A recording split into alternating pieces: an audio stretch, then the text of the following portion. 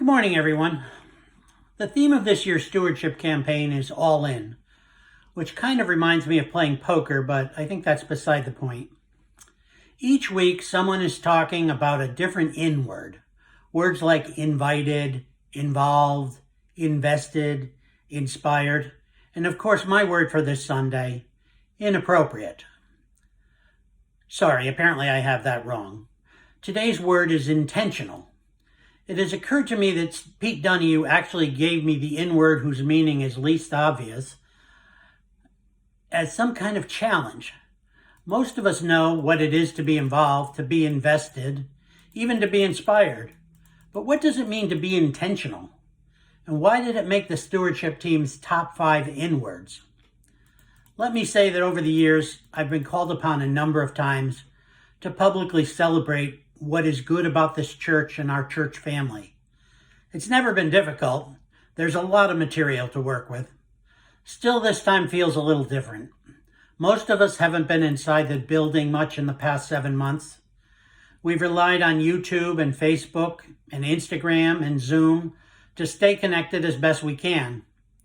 Still, even though we know that social distancing is ultimately how we show love for our neighbors in these times, we still miss the Sunday hugs that have been part of our lives for so long.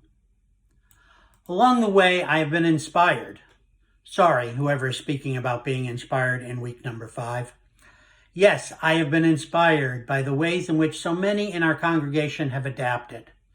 First and foremost, our young people, transforming their canceled ASP trip to Anointing Service Project, delivering on their commitments to serve the homeless, finding ways to care for each other at the same time their own plans are being relentlessly disrupted at every turn.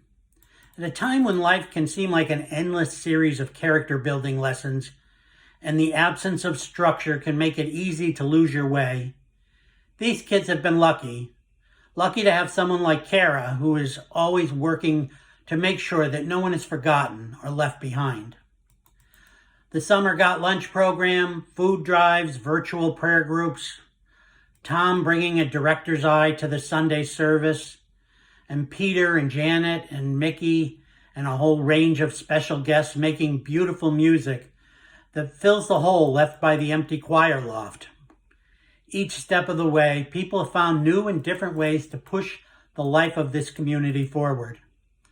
In this time in which we cannot even shake each other's hands, we've somehow found and hired a wonderful new associate pastor in Liza.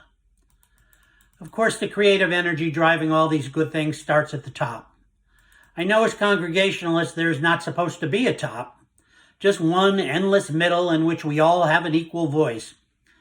But as you know, I grew up Catholic, and I will always be looking for a hierarchy, someplace where the buck stops. I'm pretty sure that Yale Divinity School did not offer a course on pandemics, but at a time when so many of us miss moral leadership nationally, Melanie's natural leadership skills have been a blessing. So what was my word again? Oh yes, intentional.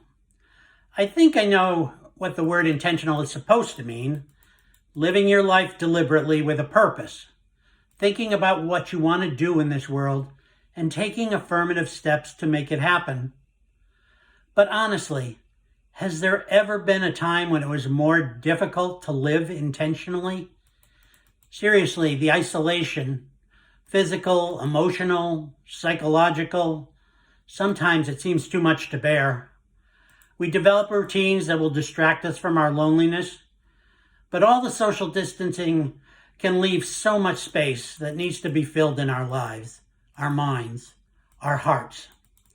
And when we do stop for a moment and think to speak to God in these times, often we are asking for things to just go back to the way they were before, when we could sit close with a parent or a grandparent or a sick friend, when we went to work and school and church and lived our lives less than 6 feet apart.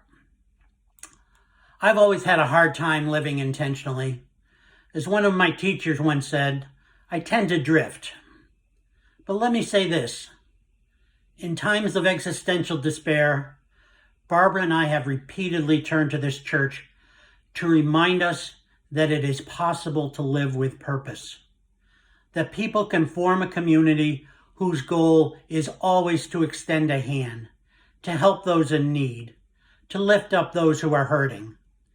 Even in our physical isolation, this church is always with us, reminding us to look outside ourselves and to work at being better. I want to be worthy of the goodness that lives here. At least that is my intention. Thank you.